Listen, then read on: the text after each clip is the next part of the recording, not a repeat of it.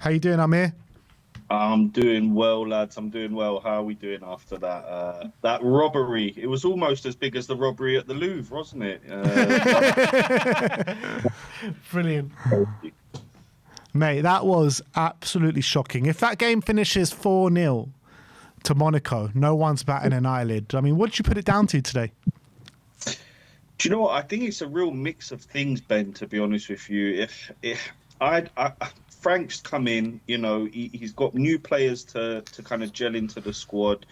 Players don't really know each other that well yet. There's no real fluidity in our attacking play. It all looks a bit scruffy.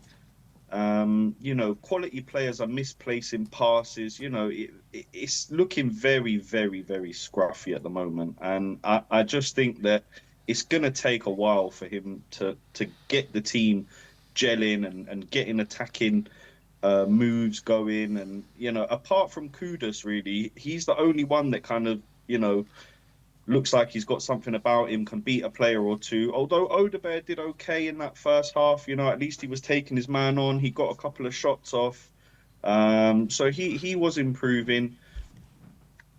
I just think it's going to take a while, lads. We're expecting too much too early from Frank, in my opinion. And we're going to just have to be patient with it because it does take time. If you look at teams that are stuck together for over 2, 3, 4 seasons, someone like a Villa who beat us on the weekend, they know, it's almost like that Kane and Sonny telepathic way they were playing together. That takes time to build, and I just think there are positives to take from that, and a point, is huge for us really away at Monaco.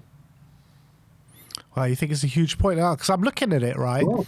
Because I'm looking at it, because Amir, when the fixtures came out for the Champions League, we're all saying with the fixtures that we got to finish in the top 8, right? Now we've drawn away to Bodo, we've drawn away now to Monaco in both games at which we should have lost really. We've got hard games now coming with PSG away. We got to play Dortmund at home, who are flying. Got to go to Frankfurt as well, with 2 games which you got to get 6 points at in Copenhagen and Slavia Prague. Can you see us finishing in that top 8 now? No, I think the top 8 went out the window with the draw at Bodo. To be honest with you, not even this game. I think you need to get 3 points at Bodo if you want to look at that top 8.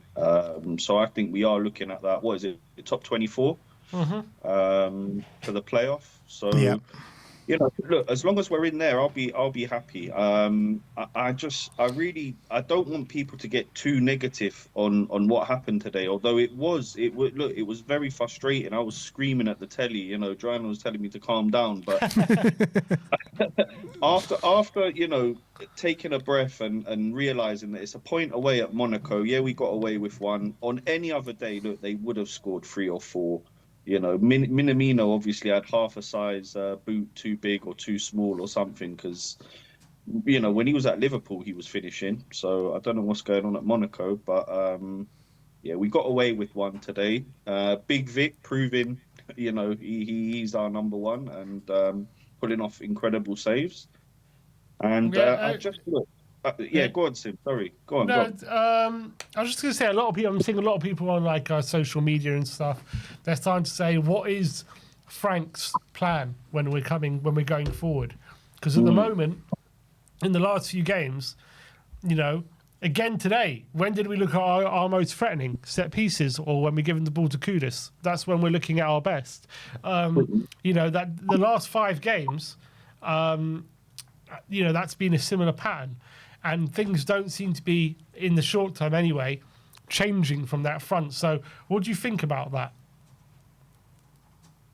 Look, I'd love to see it be a little bit more fluid. I just think you need to get these players playing week in, week out. So if Xavi's your guy, he should have maybe started today. If, you're thinking to play him in that 10 there. If you're thinking that Muani is going to be your guy going forward, play him from the start. Maybe he doesn't have the minutes yet. Maybe he'll get the start against Everton. I don't know. But I think you have to start building consistency with players, playing week in, week out, and building some relationships there on the pitch. I thought Archie Gray did all right. And again, he needs to be getting a few more minutes for me. I know it's a hard thing to ask Spurs fans, right, for a bit more patience, but I think we do need to be a little bit more patient with Frank, with the players, with some of these youngsters. You know, it's a fast learning curve. Someone like Xavi, for me, all the talent is there. He's taken a huge step up. He hasn't quite produced in these first, 5, 6 games that we've seen him, but we gotta stick by him. We gotta give him the confidence as fans, as supporters. Get behind him. Get behind these youngsters. Get behind your Wilson Odebears. Let's try and give these young players a bit of confidence so they can start flowing and start gelling a little bit better. We've also got to remember, right? We're missing 3 huge players in that attacking force. You've got Kulu, Madders, and Dom all out. Do we look completely different with those guys in it? I think so. I think the attack must look different with those guys. But also, I get that, and I agree. It's not just those 3 players, but 10 players out today from the first team or the first team squad in total. But back on Thomas Frank, we've seen a similar pattern all season where no matter who plays in midfield, a lot of people are laying into Bentancur for it when he starts alongside Palhinha about too many sideways passes in the middle of the park. And today there were so many options where Palhinha or a Bentancur would get it in the middle of the park. There were options forward, but too often they go sideways or backwards. Is that due to personnel or is that due to an instruction from Thomas Frank? I don't think that's an instruction, to be honest with you, Ben. Like, why would you instruct it to play sideways? It's not. So why is it the same no matter who plays in the middle of the park? It could be that we're always trying to go down the wings, right? So we're trying to spread the ball sideways and then get the ball down the wings either to Odebear or Kudus. Where I think, if a fluid attack can go down either wing and can go through the middle. Not to compare us, right? But I was watching Barcelona yesterday, and honestly, anyone that was watching that match, it was just a joy to see those youngsters just pinging the balls around and the technique, the control, everything that we couldn't do today, Barca were doing with ease yesterday, with ease. And I just think that it's going to take a bit of time, Ben, for us to see these attacking plays and players pinging 1-2 touch. We kind of always trying to hold on to the ball for too long. Players are always, 1 extra touch, 2 extra touch. Why? Get the ball wide, get the ball into space. Get players running at defenders. Whether that's in the centre, whether that's down the wings. And I just don't think we do enough of that at the moment. But yeah, with regards to your question, I don't think it can be Thomas Frank asking them to go sideways. Why would you?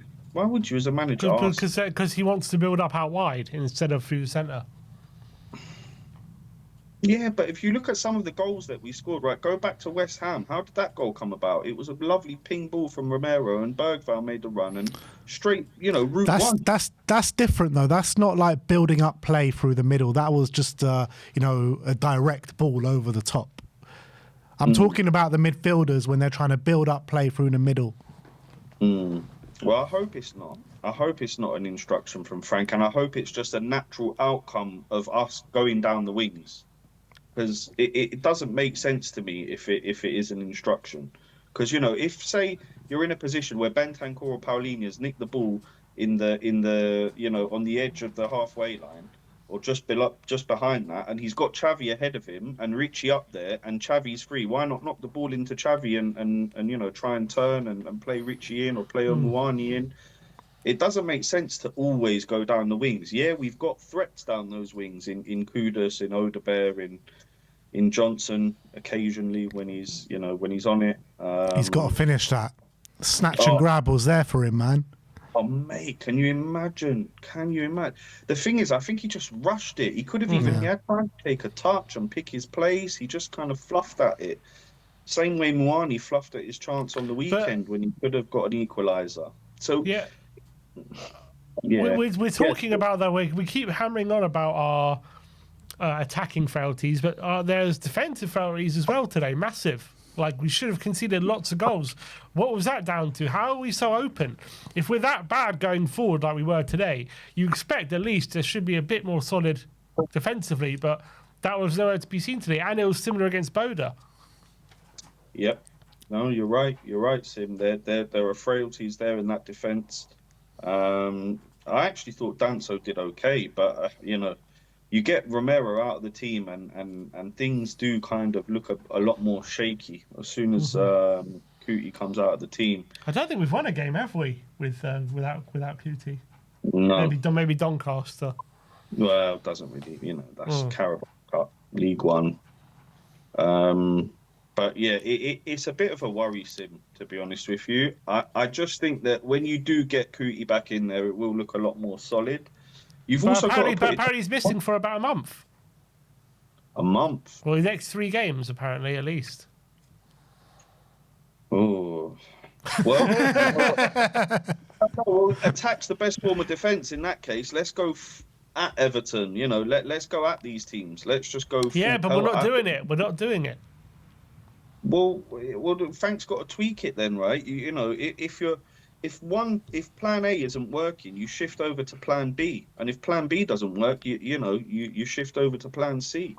I'm sure Frank has a few tricks up his sleeve, and I fully expect us to go up to Everton. It's going to be a very, very tough game up there, but to give them a very, very good game, very good game up there. And look, I'm hopeful we can nick the 3 points. We've been brilliant on our travels in the Prem so far, so you know, why not?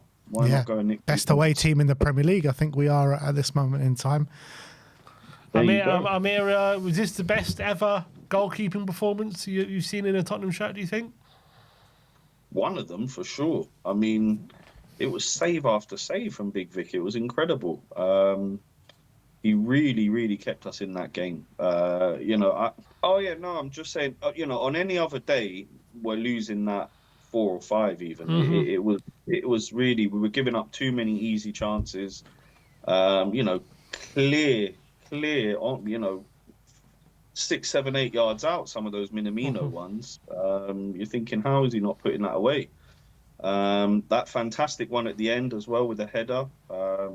Vic kept us in that, and I'm sure the lads will be very, very grateful for his performance, because he kind of that point's on him, really, on Big Vic. He got us that 100%. And finally, just last question, Richarlison, man, because since the first 3 games of the season, he's been really poor, in my opinion. Surely Muani's got to start on the weekend, right? I would start Muani. I've got to be honest with you. He showed more in that 20 minutes than Richie did that whole 65. I think it comes down to a couple of things. He does run on confidence, does Richie, and being in and out of the team is never good for him. I also think the style of play we're playing is not really that suited to his style of game. We're not really whipping that many balls in, searching for him, headers. That's not really the type of game we're playing. So, yeah, I do think he's got to sit this one out at Everton and maybe come off the bench and do something. But I think Muani now, he deserves his chance. Amir, always a pleasure, my man.